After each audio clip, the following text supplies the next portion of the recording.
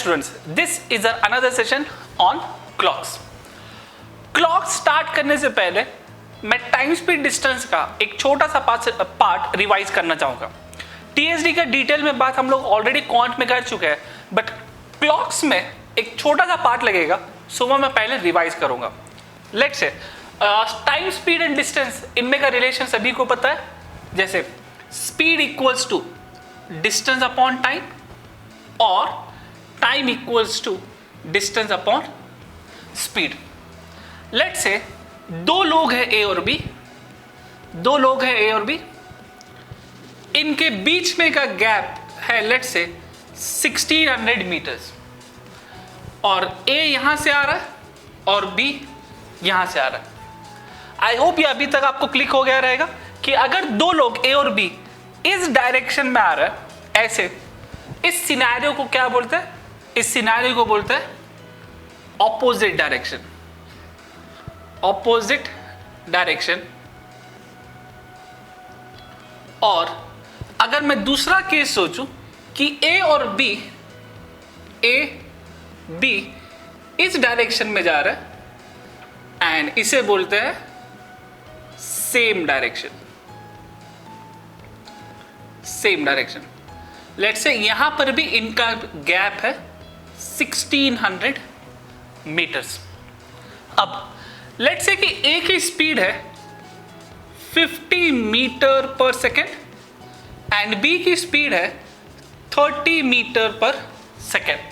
सो अब मुझे ये देखना है कि ए ऐसे ट्रैवल कर रहा है एंड बी यहां से आ रहा है। सो कैसे से ये लोग बीच में कहीं ना कहीं मिलेंगे। इस गैप में ये लोग ऐसे चलकर बीच में कहीं ना कहीं मिलेंगे। उनको मिलने के लिए कितना टाइम लगेगा?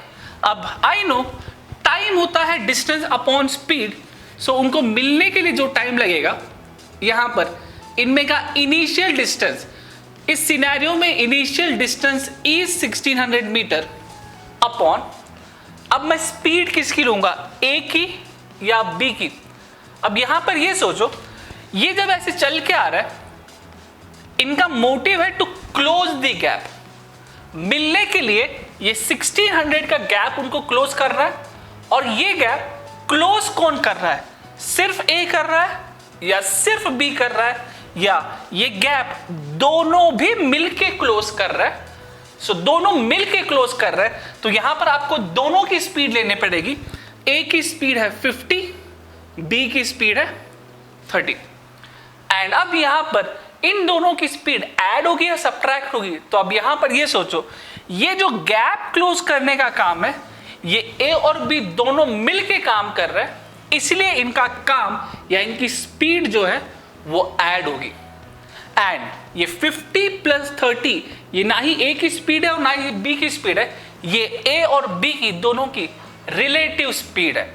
ठीक है, सो यहां पर टाइम कितना होगा? It will be 1600 by 80 and this will be 20 seconds. So इन दोनों को मिलने के लिए यहां पे लगेंगे 20 सेकेंड्स। इस सिनेरियो में अब ये सोचो, यहां पर इसकी स्पीड है 30 मीटर पर सेकेंड और इसकी स्पीड है 50 मीटर पर सेकेंड। अब ये सोचो कि बी भी आगे जा रहा है और ए भी आगे जा रहा है, बट क्योंकि ए की स्पीड ज्यादा है, कैन आई से कि ये आगे इस पॉइंट पे कहीं ना कहीं बी को ओवरटेक करेगा या उसे कैच करेगा। सो अब इस सिनेरियो में ए को मिलने के लिए कितना टाइम लगेगा?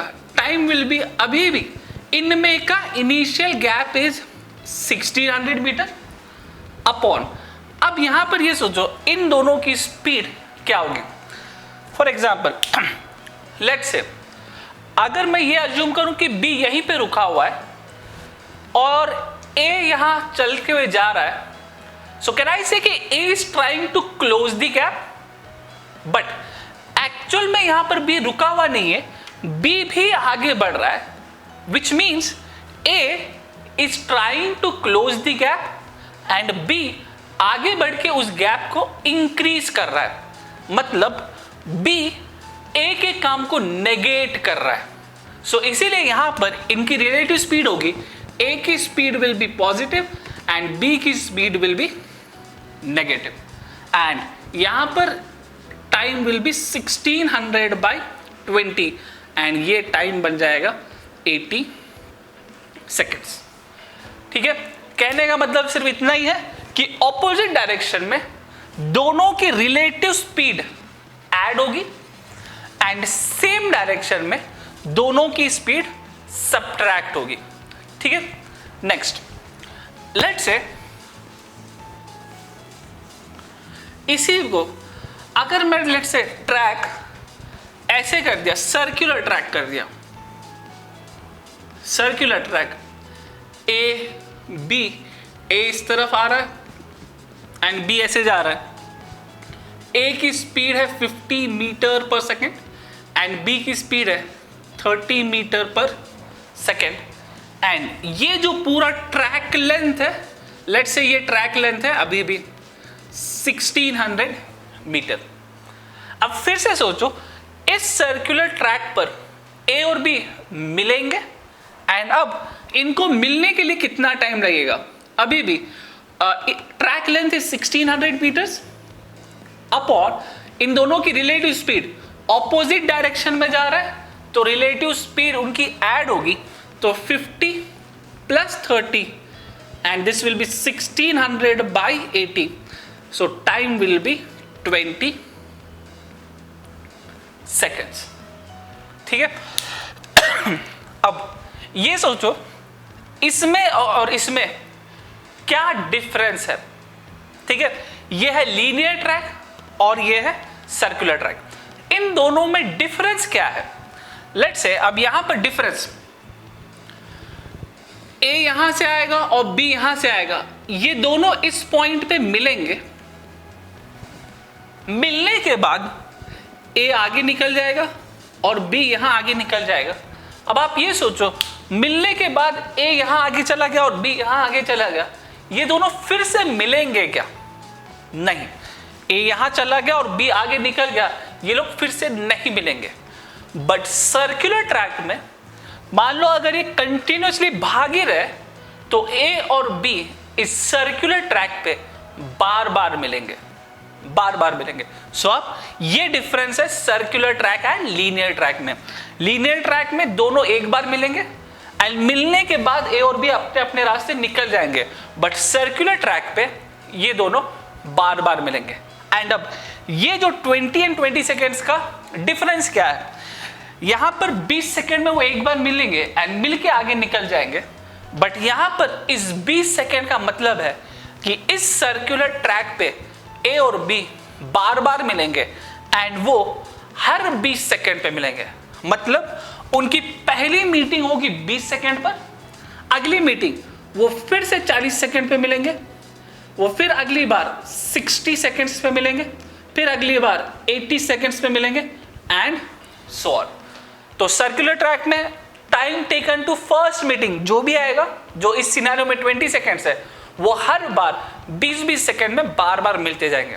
लेट्स से अगर ये टाइम होता 30 सेकेंड्स, विच मीन्स वो हर 30 सेकेंड्स में बार बार मिलेंगे। पहली बार 30, अगली बार ये मिलेंगे 60, फिर 90, फिर 120 एंड सो ऑन। वह इतने सेकेंड्स में बार बार मिलेंगे। सो ये डिफरेंस है linear track and circular track. अब लेट्स से अगर मैं ये सवाल हाइपोथेटिकली अगर ये सोचो कि ए और बी कंटिन्यूसली भाग रहे, कंटिन्यूसली, विच मीन्स 8 दिन, 10 दिन, 15 दिन या 1 साल, हाइपोथेटिकली अगर लेट्स से वो इनफाइनाइट टाइम के लिए भाग रहा है, तो क्या सर्कुलर ट्रैक पर क्या वो सर्कल के हर एक पॉइंट पे मिलेंगे? मैं फिर से अपना सवाल रिपीट कर रहा हूं। अच्छा, सबसे पहले सर्कुलर ट्रैक पे या सर्कल पे कितने पॉइंट्स रहेंगे? ठीक है, आप सबको पता है सर्कल पे इनफाइनाइट पॉइंट्स मिलेंगे।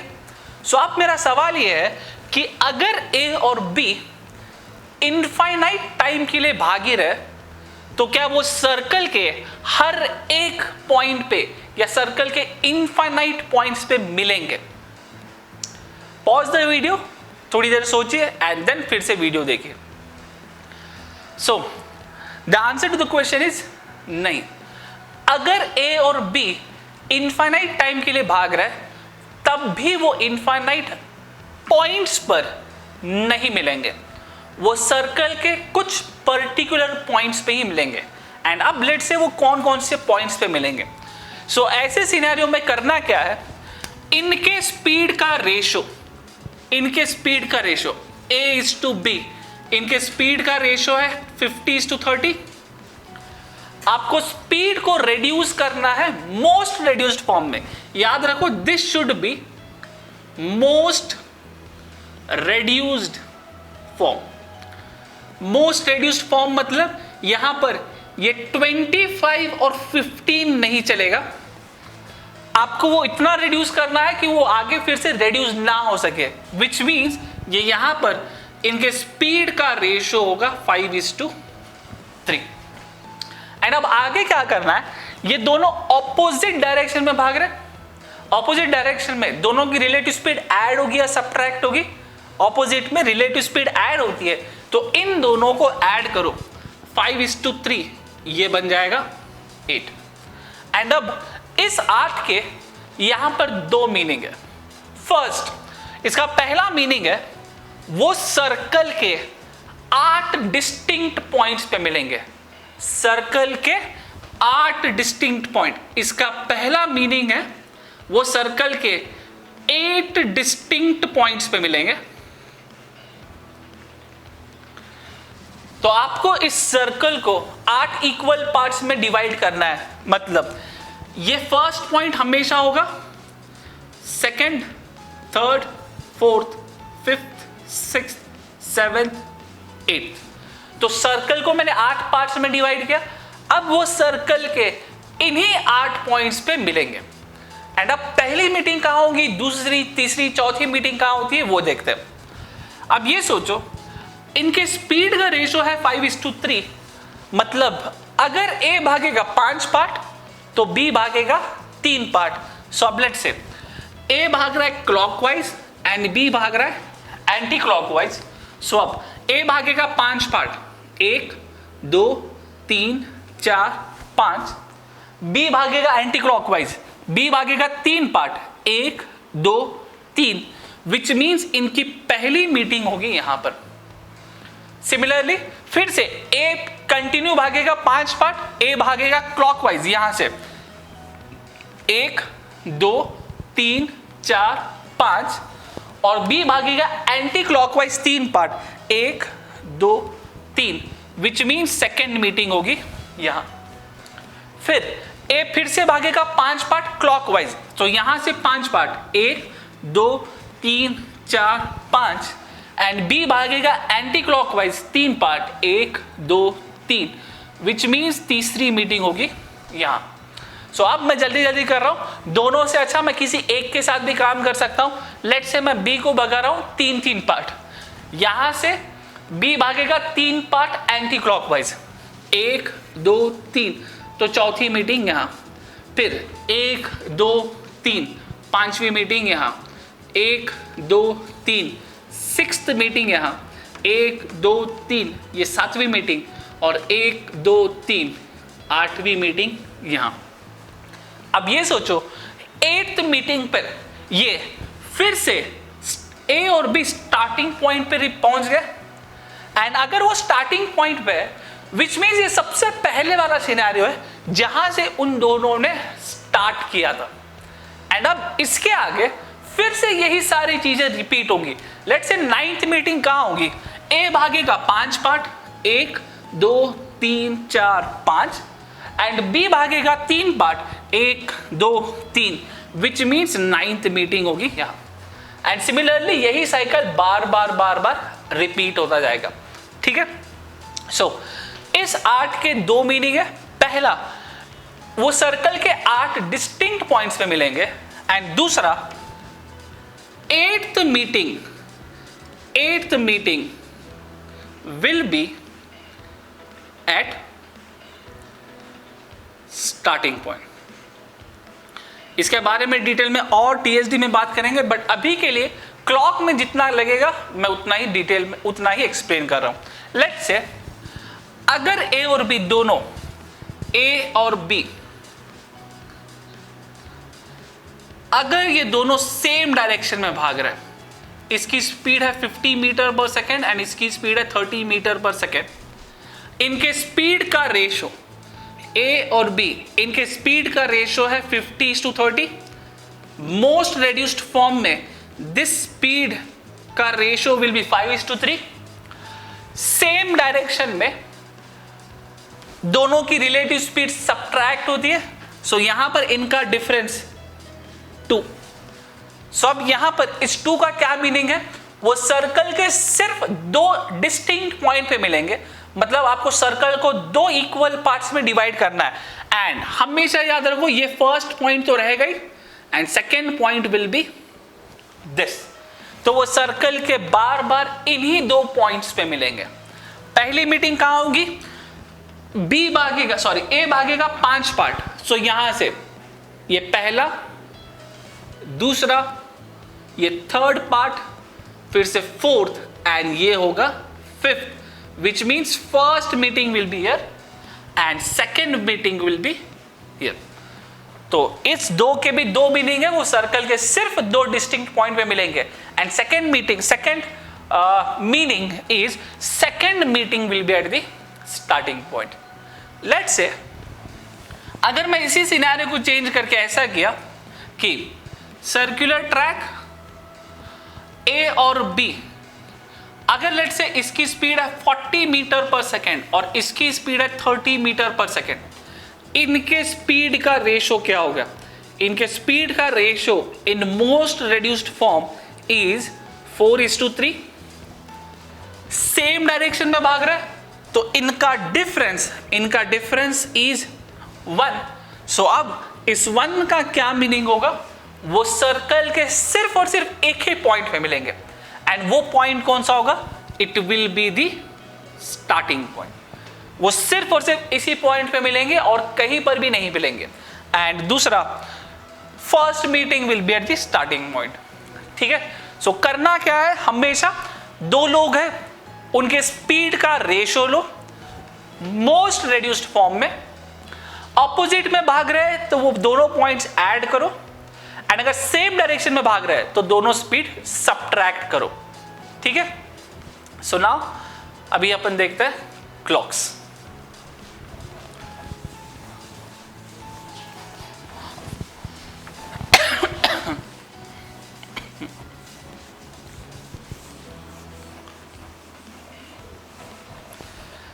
क्लॉक्स मतलब मैं घड़ी के 2 कांटों के बारे में बात करूंगा, मिनट हैंड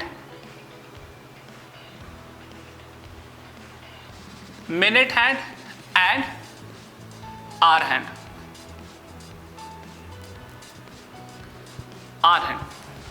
अब ये सोचो, घड़ी का मिनट हैंड को घड़ी का फुल सर्कल मारने के लिए कितना टाइम लगेगा। ध्यान से सोचो, मिनट हैंड को घड़ी का एक फुल राउंड मारने के लिए कितना टाइम लगेगा।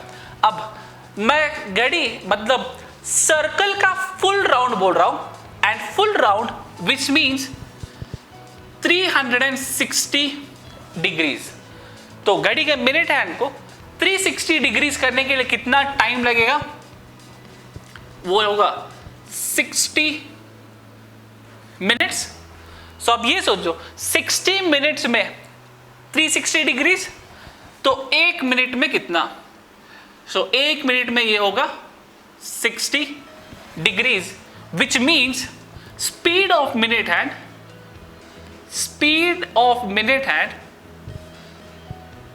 is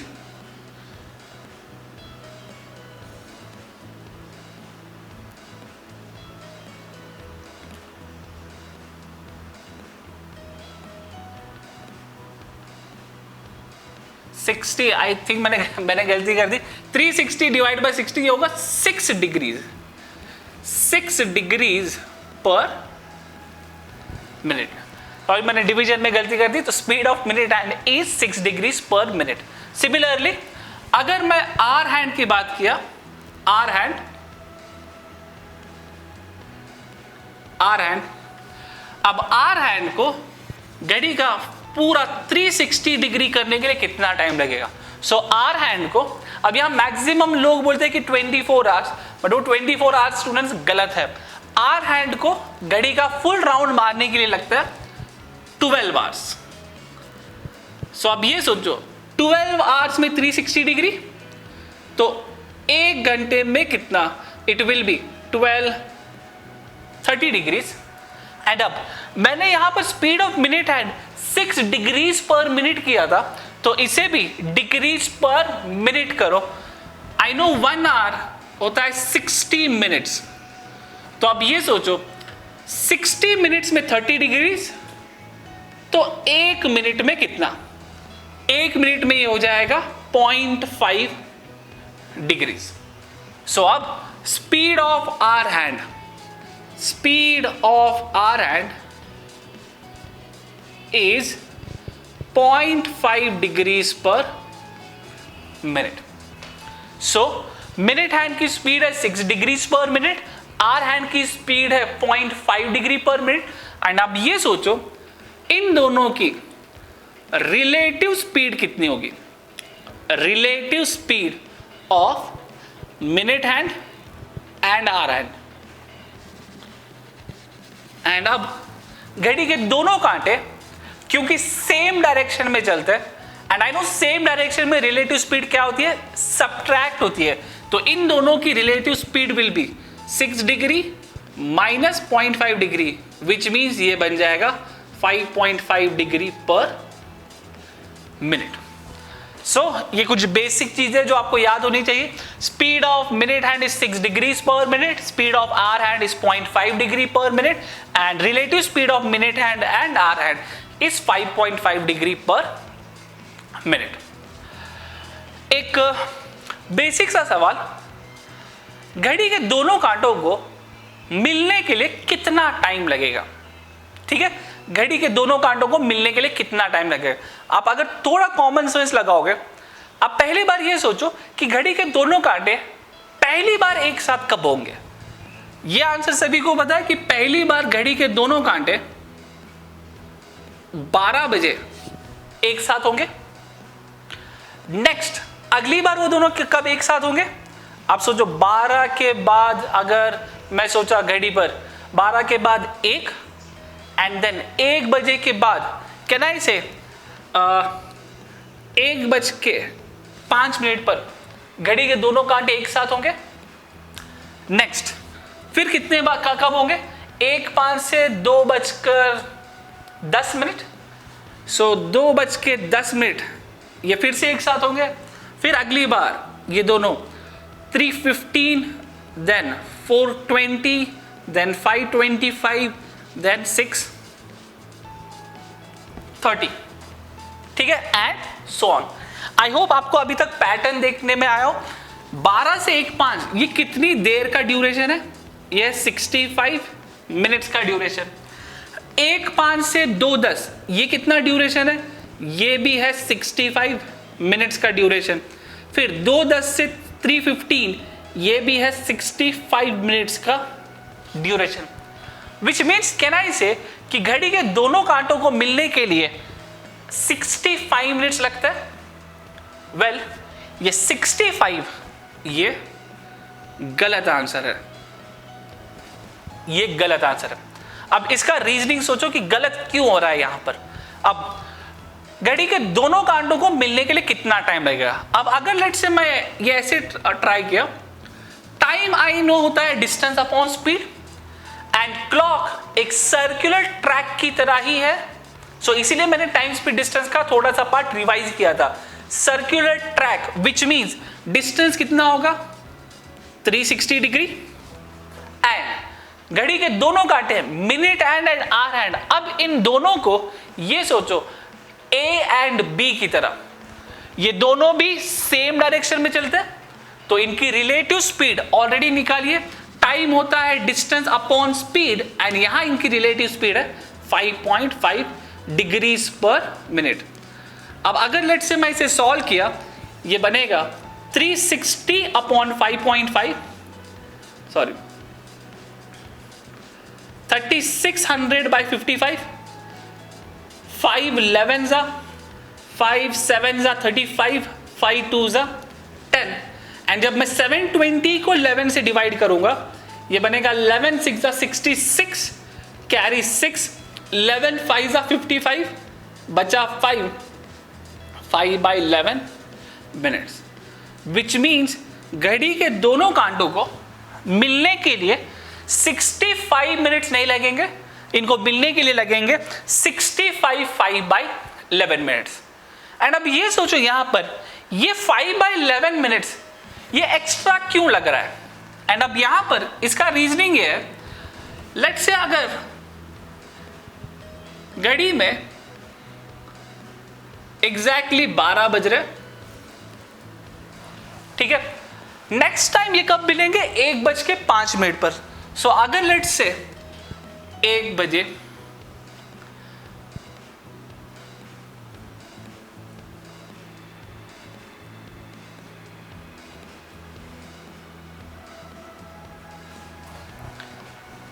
बारह से 1 ये एग्जैक्टली 1 आवर का ड्यूरेशन हुआ, एंड आई नो 1:05 पर घड़ी के दोनों कांटे एक साथ होते हैं।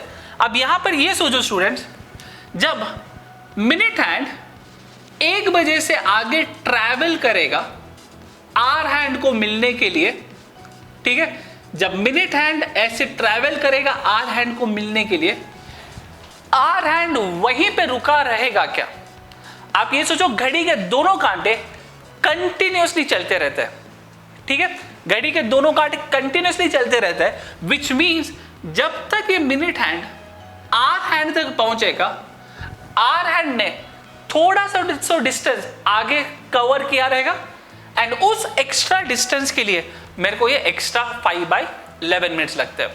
सो घड़ी के दोनों कांटों को मिलने के लिए 65 मिनट्स नहीं लगेंगे, वो लगेंगे 65 5 by 11 मिनट्स, ठीक है।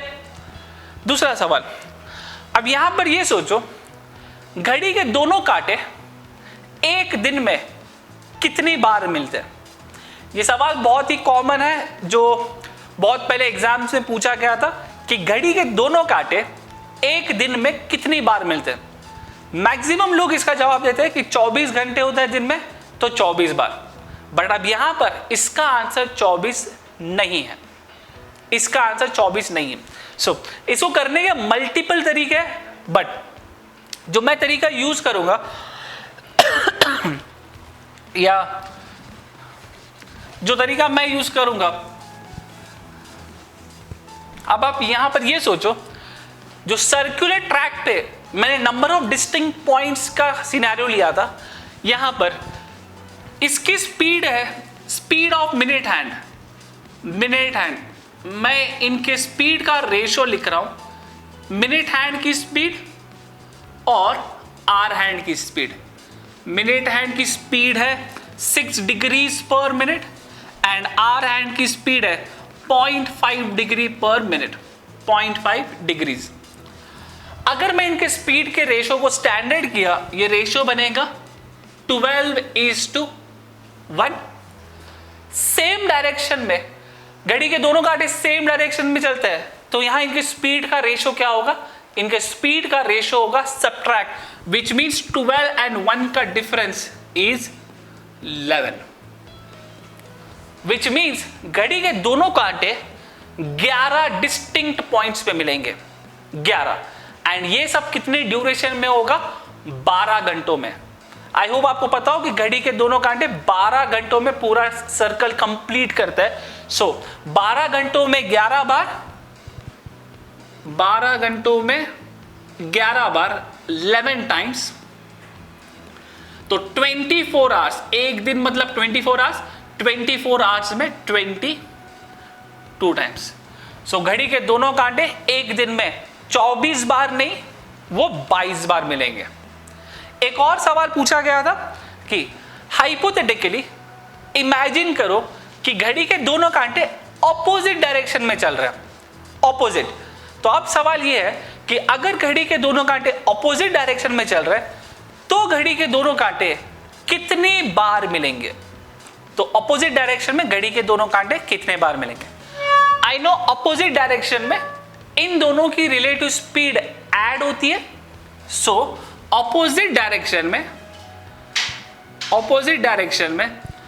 12 एंड 1 ये बन जाएगा, एडिशन में बनेगा 13, सो ये होगा 12 आवर्स में 13 टाइम्स, तो 24 आवर्स में इट विल बी 26 टाइम्स। तो घड़ी के दोनों कांटे एक दिन में अगर सेम डायरेक्शन में चल रहे हैं तो 22 बार मिलेंगे, और अगर ऑपोजिट डायरेक्शन में चल रहा है तो वो 26 टाइम्स मिलेंगे। Next, angle between the hands of the clock. सो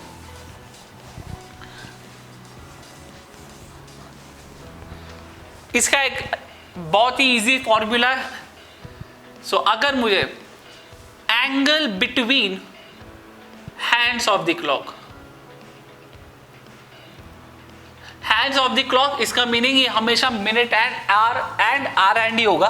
सो इसका फॉर्मूला है mod of 11/2m minus 30h. So theta equals to, where theta is the angle between the hands of the clock. So mod of 11/2m minus 30h, where h stand for hours and m for minutes. इसका एक छोटा सा example देखते हैं। अगर मान लो मैं सवाल ये पूछा, find the angle between the minute and hour hand at 3:30, 3:30 बजे घड़ी के दोनों कांटों में का एंगल क्या होगा? सो यहां पर theta will be mod of 11/2. Now m की वैल्यू 3:30 बोला है, विच मीन्स ये होगा 30 minutes and 3 hours. So m will B 30 minus 30h and this will be 3. So 2 15s are, theta will be mod of 11 into 15, ये बनेगा 165 minus 30 into 3 is 90. So theta will be 75 degree. तो 3:30 बजे minute and our and इनमें का angle होगा 75 degree. Let's say एक और सवाल, मान लो अगर मैं सवाल ये पूछा, at what time between 4 and 5 the minute and hour hand will be together. तो सवाल में ये पूछा है कि 4 और 5 के बीच में घड़ी के दोनों कांटे एक साथ कब होंगे. अब ये सोचो, अगर घड़ी के दोनों कांटे एक साथ है, उनमें का एंगल कितना होगा. ठीक है, आई होप आपको पता हो. अगर दोनों एक साथ है, उनमें का एंगल होगा 0, 11/2 m. एंड अब 4 और 5 के बीच का टाइम निकालना है, विच मीन्स मेरे को मिनट्स की वैल्यू निकालनी है. 11/2 m माइनस 30 इंटू, एंड अब यहां पर ये सोचो h की वैल्यू क्या लेंगे, 4 और 5. एंड अब यहां पर ये सोचो स्टूडेंट्स, अगर मेरे को 4 या 5 का टाइम, 4 या 5 के बीच का टाइम बोलना है, व्हाट विल आई से, 4:15, 4:20, 4:30 या 4:45. सो मैं 4 और 5 के बीच का टाइम हम क्या बोलते हैं, 4:15 या 4:30, विच मीन्स अपन 4 यूज करते हैं. सो इसीलिए यहां h will be 4 and not 5. LHS में 0 है, विच मीन्स ये मॉड हटेगा. एंड 30 इंटू 4 इज 120, माइनस 120 यहां के बनेगा plus 120. So this will B 11/2 m. ये क्रॉस मल्टीप्लाई होगा, m will B 240/11, which means अगर मैं इसको 11 से डिवाइड किया, 11 2s are 22, carry 2, 11 2s are 11 1s are 11, carry 9, so this will be 21 9/11 minutes. So answer होगा 4:21 एंड 9/1 सम एक्स्ट्रा मिनट्स. यहां पर घड़ी के दोनों कांटे एक साथ होंगे. मेरा आंसर ऑप्शन ऐसे ही होगा मिक्स्ड फ्रैक्शन में 21 9/11. सो यही मेरा आंसर ऑप्शन होगा. नेक्स्ट, अगर लेट्स से सवाल में ये पूछ दिया at what time between let's say 7 and 8 the minute hand and hour hand will be perpendicular to each other. Perpendicular to each other.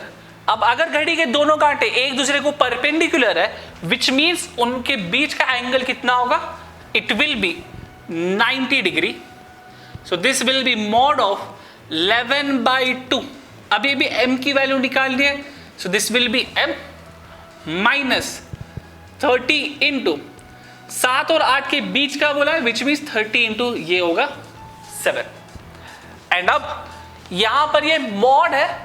Algebra में इसके बारे में बात ऑलरेडी हो चुकी है, बट फिर भी जब कभी आप मॉड हटाओगे आपको दो केसेस लेना पड़ेगा. एक बार LHS विल बी पॉजिटिव और एक बार LHS विल बी नेगेटिव. सो ये आपको दोनों भी केसेस लेने पड़ेंगे, एक बार LHS पॉजिटिव और एक बार LHS नेगेटिव. सो अब यहां पर ये सोचो -2 यहां के बनेगा +2 and 2 and 90 will be 300. So 300 will be equals to 11/2m. So m will be 600/11 and 11 से इससे डिवाइड करो. 11 5 = 55 कैरी 5, 11 4 = 44 बचा 6, 54 6/11 मिनट. ये होगा मेरा पहला आंसर. दूसरा 210 यहां के बनेगा +210, 210 minus 90 it will be 220 equals to 11/2m. So m will be 440/11. 440/11. So m will be 11 4s are 40 minutes, which means यहां पर आंसर पहला आंसर है 40 मिनट्स एंड दूसरा 54 6/11. इसी सवाल को एक और तरीके से ये पूछ सकते हैं कि when will be the hands of the clock opposite to each other. So अब ये सोचो अगर घड़ी के दोनों ऑपोजिट है तो एंगल कितना होगा? It will be 180 degree. ये इतना आपको ध्यान रखना पड़ेगा. Perpendicular 90 together 0 degrees, opposite to each other it will be 180 degrees. इसके बाद नेक्स्ट टाइप का सवाल, let's say slow and fast watches. So ये दो स्टैंडर्ड सवाल है based on slow watch and fast watch. So let's say सवाल क्या बोल रहा है? Minute hand overtakes the hour hand at an interval of 65 minutes of correct time. And ये वाला सवाल बोल रहा है minute hand overtakes the hour hand at an interval of 66 minutes of correct time. How much time does the clock gain or lose in a day? अब यहां पे सोचो स्टूडेंट्स, घड़ी के दोनों कांटों को मिलने के लिए कितना टाइम लगता है एक्चुअल में? ये जस्ट थोड़ी देर पहले हम लोगों ने निकाला था. घड़ी के दोनों कांटों को मिलने के लिए लगता है 65 5/11. बट यहां सवाल में बोला है कि घड़ी के दोनों कांटों को मिलने के लिए इस सवाल में लग रहा है 65 मिनट्स एंड इस सवाल में लग रहा है 66 मिनट्स, विच मीन्स ये घड़ी फॉल्टी है. और अगर घड़ी फॉल्टी है तो इस करेक्ट टाइम का क्या मीनिंग है? मैक्सिमम स्टूडेंट्स को यही समझ में नहीं आता है कि 65 मिनट्स और 66 मिनट्स ये करेक्ट टाइम है या फॉल्टी टाइम है. अब यहां पर इसका मीनिंग सोचिए. मान लो मेरी घड़ी के दोनों कांटों को मिलने के लिए लगने चाहिए 65 5/11 मिनट्स. बट अब यहां पर यह बोला है, मैं बोल रहा हूं कि मेरी घड़ी के दोनों कांटों को मिलने के लिए लग रहा है 65 मिनट्स, विच मीन्स मेरी घड़ी फॉल्टी है। ठीक है, सबसे पहले मेरी घड़ी तो फॉल्टी है। दूसरी, अब ये 65 मिनट्स ऑफ करेक्ट टाइम, इसका क्या मीनिंग है? ठीक है, 65 मिनट्स ऑफ करेक्ट टाइम। अब आप ये सोचो, मेरी घड़ी फॉल्टी है या करेक्ट है, ये मुझे कैसे पता? ऑब्वियसली मैंने किसी ओरिजिनल या किसी एकदम करेक्ट टाइम दिखाने वाली घड़ी से कंपेयर किया रहेगा। लेट्स से अगर आप ये सोचो कि एक रेस चल रही है, रेस में 4 से 5 लोग दौड़ रहे हैं एंड मैं अगर आपके हाथ में स्टॉप वॉच दिया एंड बोला कि इन सबका टाइम कैलकुलेट करो, बाय डिफॉल्ट वो अज्यूम्ड है कि वो घड़ी एकदम एक्यूरेट टाइम दिखाती है। अगर वो घड़ी एक्यूरेट टाइम नहीं दिखाएगी तो उस रेस का कुछ मीनिंग ही नहीं बनेगा। सिमिलरली अगर आप एयरपोर्ट पे फ्लाइट्स के आने जाने का, अराइवल एंड डिपार्चर का टाइम का बोर्ड देखते हो, सो उस बोर्ड पे जो भी टाइम रहेगा वो यूनिवर्सली एक्सेप्टेड टाइम होगा एंड वो एक्चुअल टाइम होगा। तो सिमिलरली इस सवाल का मीनिंग क्या है? घड़ी के दोनों कांटों को मिलने के लिए लग रहे 65 मिनट्स, विच मीन्स मेरी घड़ी फॉल्टी है, बट वो 65 मिनट्स कैसे आ रहा है? ये 65 मिनट्स मैं एक एक्यूरेट घड़ी या यूनिवर्सली एक्सेप्टेड टाइम से कंपेयर करके बोल रहा हूं कि जो मेरी घड़ी में फॉल्ट है, ये 65 मिनट्स मैं ओरिजिनल या एक्यूरेट घड़ी से कंपेयर करके बता रहा हूं।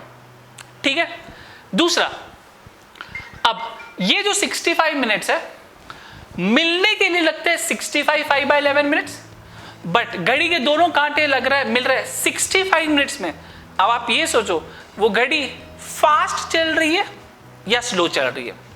मिलने के लिए लगना है 5/11 एक्स्ट्रा मिनट्स, बट वो 65 मिनट्स मतलब थोड़ा पहले ही मिल रहा है, which means can I say कि क्लॉक इज गेनिंग टाइम और the clock is fast.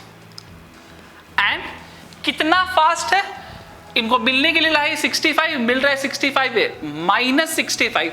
I hope आप मिक्स्ड फ्रैक्शन में कंफर्टेबल हो। 65 कैंसिल होगा, इट विल बी 5/11 का गेन। एंड ये गेन कितनी देर में हो रहा है? ये गेन हो रहा है 65 मिनट्स। याद रखो, ये 65 मिनट्स ऑफ करेक्ट टाइम है। सो अब मैं यहां ऐसे ही लिख रहा हूं, करेक्ट टाइम। सो 65 मिनट्स में 5/11 का गेन हो रहा है। सवाल में पूछा है how much time does the clock gain or lose in a day. सो अब ये सोचो, अगर 65 मिनट्स में इतना, तो 60 मिनट्स में कितना? ये क्रॉस मल्टीप्लाई होगा, it will B 60/65 into 5/11 minutes. ये इतनी देर का गेन होगा। एंड अब 60 मिनट्स मतलब 1 आवर। 1 आवर में इतना गेन, बट सवाल में इन अ डे बोला है। In a day there are 24 hours, so total gain will be, total gain will be 60/65 into 5/11 into एक दिन में 24 घंटे, एक घंटे में इतना, तो 24 घंटों में it will B into 24। And अब ये रिड्यूस होगा, 5 12 जा 5 13 जा 12 5 जा 60 और 6 4 जा 24। ये बनेगा 1140/13 into 11, 110 and 33 143। So 1140 divide by 143, ये 10 से डिवाइड होता हुआ दिख रहा है। सो ये बन जाएगा 10 एंड 10/143 मिनट्स का gain. So total gain in a day will be 10/143। एक बार मुझे कैलकुलेशन चेक करने दीजिए, 1430 कैरी 10, सो 10/143। सिमिलरली अगर मैं इस सवाल में देखा सो आई नो घड़ी के दोनों कांटों को मिलने के लिए लगता है 65 5/11, बट यहां घड़ी मिल रही है 60, घड़ी के दोनों कांटे मिल रहे हैं 66 मिनट्स, विच मीन्स यहां पर इस घड़ी को ज्यादा टाइम लग रहा है, ज्यादा, which means my clock is slow and the clock is losing the time. And कितना लूज हो रहा है? सो ये बनेगा मिक्स्ड फ्रैक्शन में ये 65 और ये 65 कैंसिल आउट होगा एंड बचेगा 1 - 5/11. So this will B 1 - 5/11 will be 6/11 का लॉस. एंड ये 6/11 का लॉस कितने देर में हो रहा है? वो हो रहा है 66 मिनट्स में. तो 66 मिनट्स याद रखो, ये करेक्ट टाइम का है. 66 मिनट्स में 6/11, तो 60 मिनट्स में कितना? 60 मिनट्स मतलब 1 hour. This will be 60/66 into 6/11. And अब ये हो गया 1 आवर. अभी भी सवाल में इन अ डे बोला है, इन अ डे मतलब 24 hours, which means total loss will be 60/66 into 6/11 into 24. So 6/11 6. अच्छा ये 6 ऑलरेडी कैंसिल आउट हो गया. 24 60 into 24 बनेगा 120 and a 24 1440 divide by 121. 121 into 10 is 1210 and 121 into 11, 121 into 11 बनेगा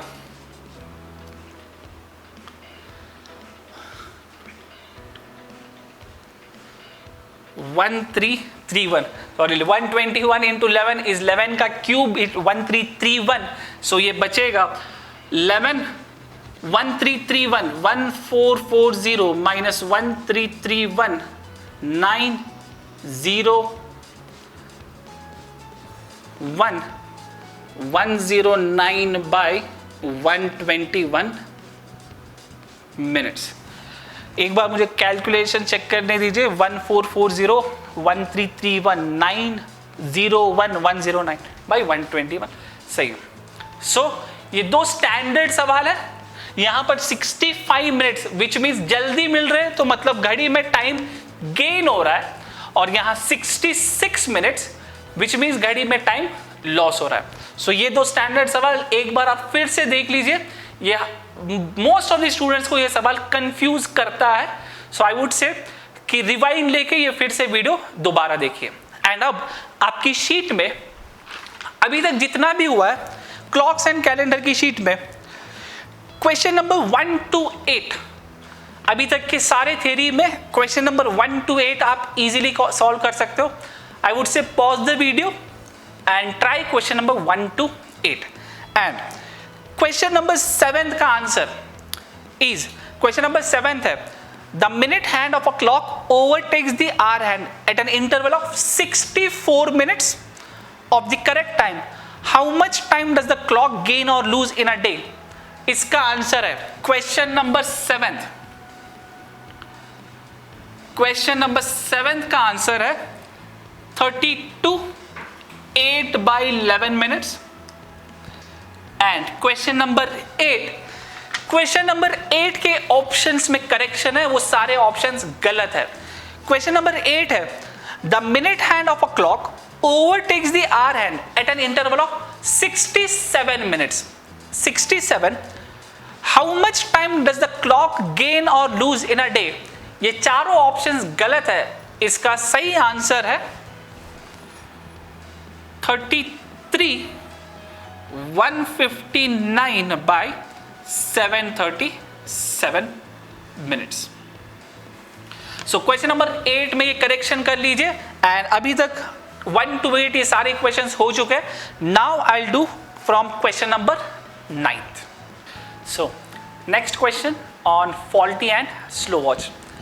सवाल बोला अ फॉल्टी वॉच. अच्छा, सवाल में दे दिया है कि वॉच फॉल्टी है. A faulty watch gains 4 minutes every hour, gains मतलब वो 4 मिनट घड़ी आगे चलेगी। At 6 AM time in the watch is set correctly at 6 AM। So यहीं पर दो सवाल है, what is the time in the watch when it is 12 PM and what is the time when the clock shows 12 PM। अब यहां से आपको दोनों सवालों का लैंग्वेज पकड़ना होगा गाइज। सो अब यहां पर सोचो, सवाल में पूछा है what is the time in the watch when it is 12 PM। अब इस सवाल के हिसाब से ये 12 PM क्या है। अब आप यहां पर फॉल्टी वॉच अगर 4 मिनट टाइम गेन कर रही है और सवाल में ऑलरेडी दिया है कि वॉच फॉल्टी है, विच मीन्स वॉच जो भी टाइम दिखाएगी वो फॉल्टी होगा। एंड यहां पे बोला है what is the time in the watch, watch में क्या टाइम है, विच मीन्स यहां पर फॉल्टी टाइम पूछा है व्हेन इट इज 12 PM। सो आपको लैंग्वेज से पकड़ना पड़ेगा when it is 12 PM, which means this 12 PM is correct time. And अब यहां पर मैं ये सवाल थोड़ा कॉमन सेंस से भी कर सकता हूं। अब ये सोचो, लेट्स से मैं दो वॉचेस को कंपेयर कर रहा हूं, करेक्ट एंड फॉल्टी। दोनों घड़ियों को 6 बजे सेट किया है, सवाल में बोला है 6 AM पे घड़ी सही टाइम दिखाएगी। अब ये सोचो, 1 घंटे बाद यहां पर 7 o'clock ये घड़ी कितना टाइम दिखाएगी। हर 1 घंटे में 4 मिनट का गेन, विच मीन्स अब 7 बजे ये घड़ी दिखाएगी 7:04। नेक्स्ट फिर से 8 बजे करेक्ट 8 o'clock को ये घड़ी कितना टाइम दिखाएगी, वो घड़ी फिर से 1 घंटे बाद 4 मिनट आगे दिखाएगी, विच मीन्स यहां पे टाइम विल बी 8:08। सिमिलरली फिर नेक्स्ट आवर 9 बजे ये घड़ी कितना टाइम दिखाएगी, 1 घंटा 4 मिनट आगे, this will B 9:12।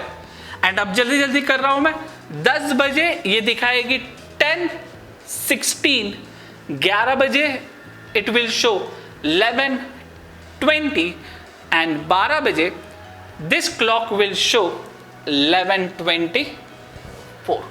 So the faulty clock shows 10:24, which means total जो घड़ी में गेन हुआ है वो 24 मिनट्स। ये था एकदम कन्वेंशनल तरीका। इसको जल्दी से कैसा करोगे, हर एक घंटे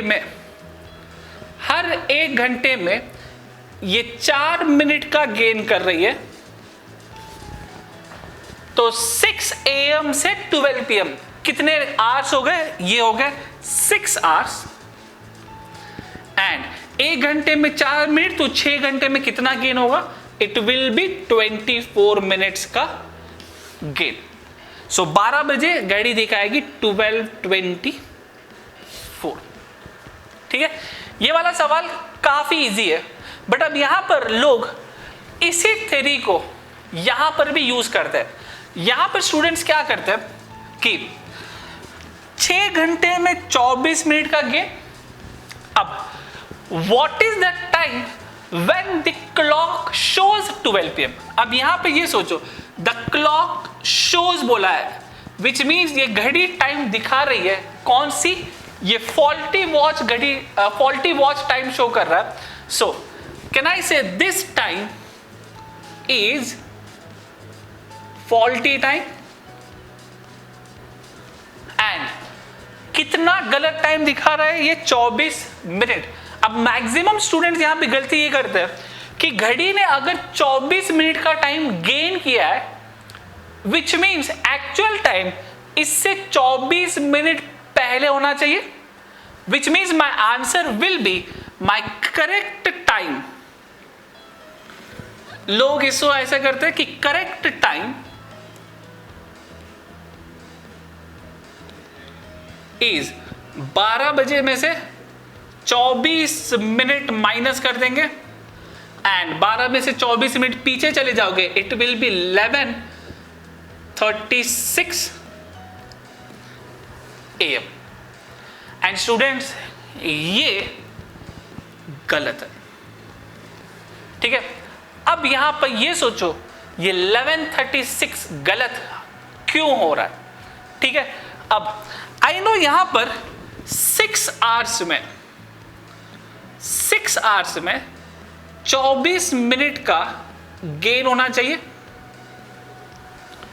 6 कंप्लीट आवर्स के बाद 24 मिनट का गेन होना चाहिए। एंड आप ये सोचो अब 6 AM से 11:36 ये टोटल 6 घंटे कंप्लीट हुए हैं क्या, ठीक है। 6 से 11:36 टोटल 6 आवर्स कंप्लीट ही नहीं हुए। और अगर 6 घंटे कंप्लीट नहीं हुए तो ये 24 मिनट का गेन तो होगा ही नहीं। तो इसीलिए ये वाला स्टेटमेंट या ये वाला आंसर गलत है। ये दोनों भी एक दूसरे को कॉन्ट्राडिक्ट करेंगे, ठीक है। ये वाला सवाल काफी इजी है, ट्रेडिशनली या कॉमन सेंस से आ जाएगा, बट ये वाला इस तरीके से आप नहीं कर सकते। सो अब यहां पे करना क्या है, अब ये सोचो घड़ी हर घंटे में 4 मिनट का गेन कर रही है, विच मीन्स अगर मैं करेक्ट टाइम और फॉल्टी टाइम का रेशो देखा, अगर करेक्ट वॉच में 60 मिनट्स हो रहे तो फॉल्टी वॉच में 4 मिनट का गेन, मतलब घड़ी ने क्या टाइम दिखाना चाहिए, इट शुड शो 64, ठीक है। एंड अब ये सोचो ये जो 12 बजे आई नो ये फॉल्टी टाइम है, 6 AM से 12 PM ये फॉल्टी टाइम है, which means this 64 parts corresponds to 6 hours, 6 AM to 12 PM 6 hours, ठीक है। सो अगर 64 पार्ट्स करस्पॉन्ड्स टू 6 तो 60 पार्ट्स कितना होगा, ये फिर से इजीली आप ये बोल सकते हो कि क्रॉस मल्टीप्लाई हो रहा है। सो ये बनेगा 6 by 64 into 60 and this will be 6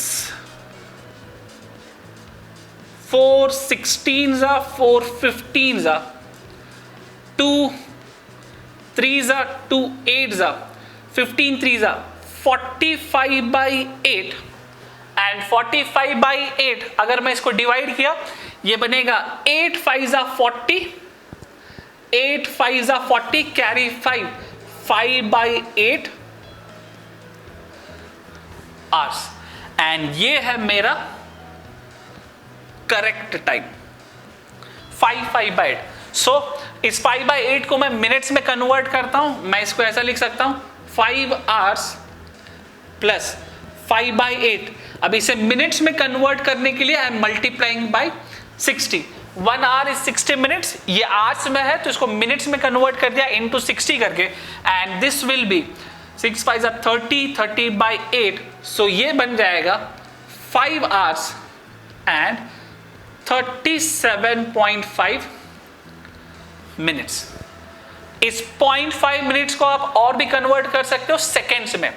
1 minute मतलब 60 सेकेंड्स, 0.5 मिनट मतलब it will B 30 seconds.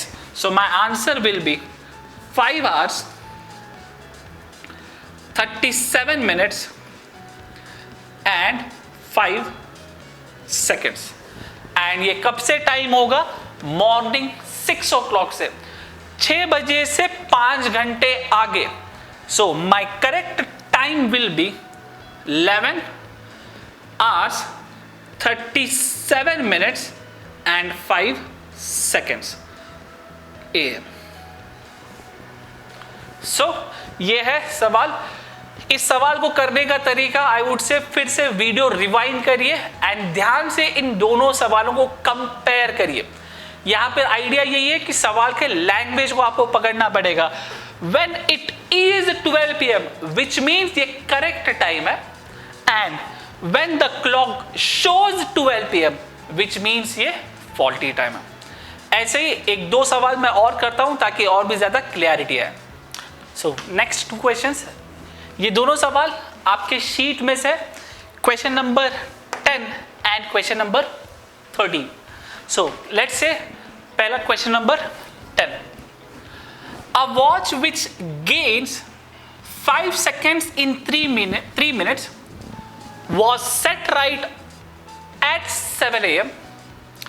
If in the afternoon of the same day, when the watch indicates 4:15 o'clock, the true time is, अच्छा सवाल में ऑलरेडी बोला है the true time is पूछा हुआ है, विच मीन्स 4:15 o'clock. 4:15 o'clock मतलब 4:15, ये आपका फॉल्टी टाइम है या रॉन्ग टाइम है.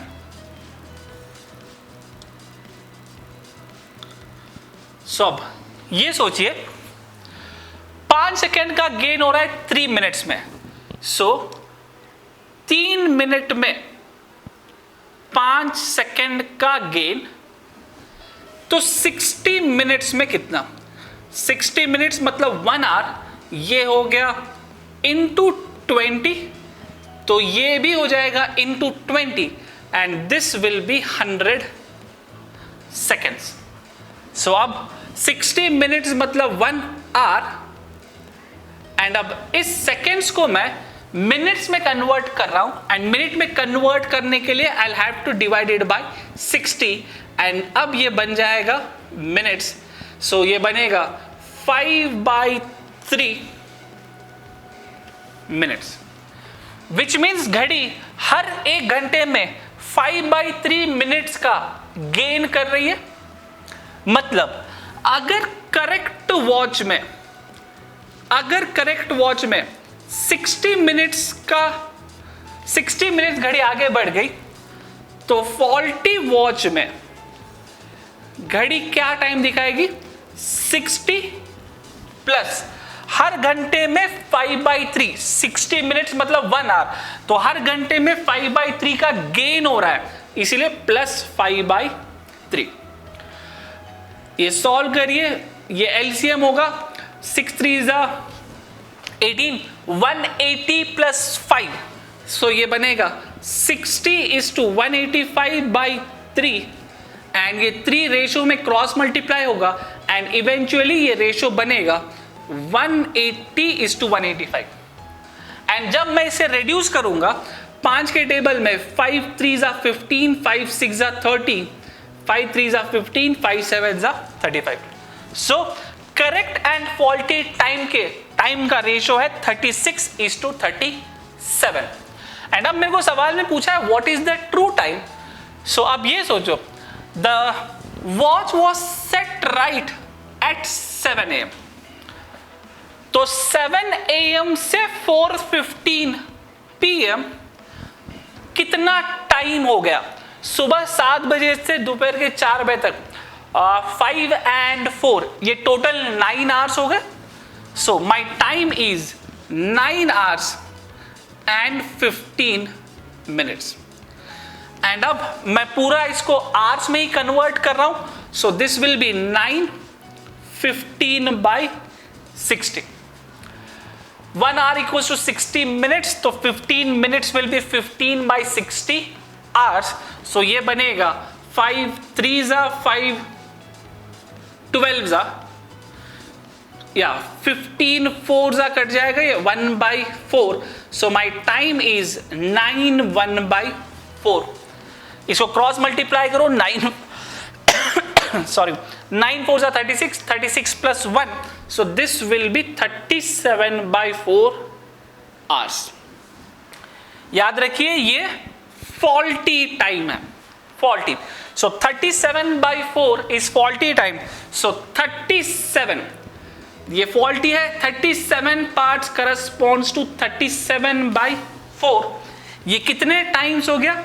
ये हो गया 1/4, तो ये भी हो जाएगा 1/4.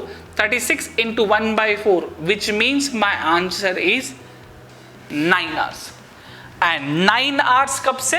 7 AM से 9 hours आगे, 7 AM से 9 hours आगे. So my answer will be 4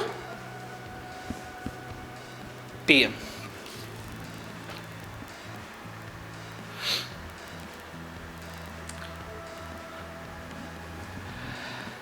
next, इसे मिटा देता हूं। Question number 13, a clock is set right at 5 AM. Now the clock loses 16 minutes in 24 hours. Now the clock loses, which means घड़ी अपने correct या actual time से पीछे चल रही है, and 16 minutes in 24 hours. What will be the true time? अच्छा, अभी भी यहां पर ट्रू टाइम बोला है, which means ये जो 10 PM, the clock indicates 10 PM on 4th day, ये मेरा फॉल्टी टाइम है. सो अब यहां पर ये सोचो, the clock is set right on 5 AM and ये 10 PM बोला है 4th डे पर. सो लेट्स से डे 1 पे 5 AM, day 2 5 AM, day 3 5 AM and day 4 पे पहले 5 AM एंड देन इसी दिन 10 PM.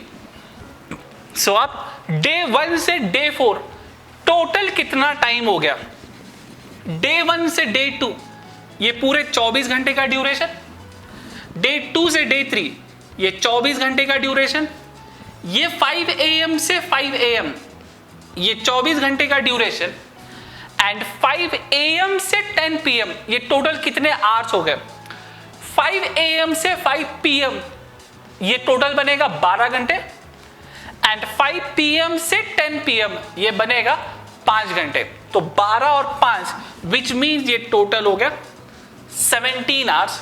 सो मेरा टोटल ड्यूरेशन डे 1 से डे 4 तक 24, 24, 24, 72, 72, 79, 89, विच मीन्स यहां तक अभी तक टोटल हो गए 89 आवर्स.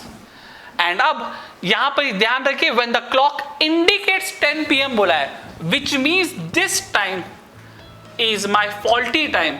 सो ये 89 आवर्स भी फॉल्टी टाइम. ठीक है. सो अब सवाल में, the clock loses 16 minutes in 24 hours. सो अगर घड़ी 24 आवर्स में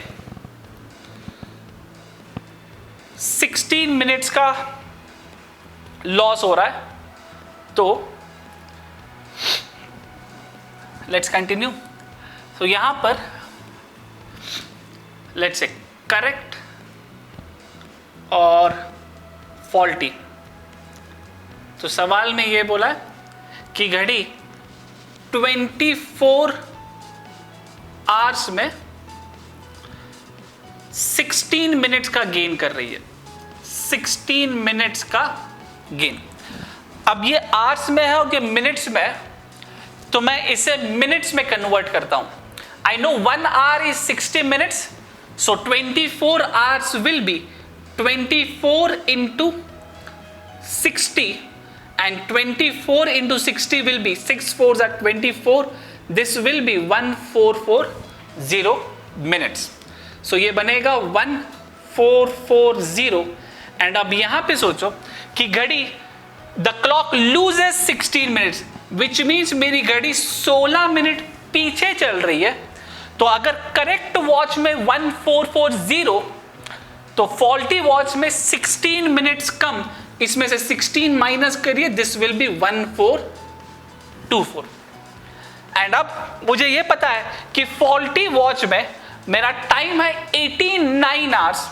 सो फॉल्टी वॉच में 89 hours, so this part correspond to 90 hours, 89 hours. So this part will correspond to. अब यहां पर एक छोटा सा कंफ्यूजन क्रिएट हो सकता है कि 1440 एंड 1424 ये मिनट्स में है और ये आवर्स में है. याद रखो स्टूडेंट्स, ये दोनों भी रेशो वैल्यू है, रेशो एक्चुअल वैल्यू नहीं है, विच मीन्स यहां पर इन दोनों के मिनट्स का यूनिट कैंसिल आउट हो जाएगा. आई होप ये पार्ट क्लियर है. सो 1424 पार्ट करस्पॉन्ड्स टू 89, तो 1440 कितना, सो दिस विल बी, या भी क्रॉस मल्टीप्लाई होगा 1440 इंटू 89 बाई 1424 एंड इसे कैलकुलेट करोगे, this will be 90 hours, 90 hours. So अब यहां पर ये सोचो, फॉल्टी टाइम में 89 आवर्स, करेक्ट टाइम है 90 आवर्स, विच मीन्स मेरा करेक्ट टाइम 1 घंटे आगे होना चाहिए। ठीक है, अगर मेरी फॉल्टी वॉच 1 घंटे पीछे है, मतलब मेरा करेक्ट टाइम 1 घंटे आगे होना चाहिए। एंड 1 घंटे आगे कब, 10 PM से 1 घंटे आगे। सो माई एक्चुअल आंसर या करेक्ट टाइम 10 PM से 1 घंटा आगे 11 PM। सो क्वेश्चन नंबर 10 का आंसर इज 4 PM एंड 13 का आंसर इज 11 PM। ये दोनों सवाल इंपॉर्टेंट है, आप फिर से, आई वुड से फिर से ये लास्ट के 2-3 वीडियोस या 2-3 सवाल फिर से रिपीट करके देखिए। एंड अब इतना होने के बाद आपकी शीट में के क्वेश्चन नंबर 1 to 15 मोर और लेस सारे कवर हो जाएंगे। सो अगर नहीं बना, मैं आपके डाउट्स बाद में क्लियर कर दूंगा। Thank you.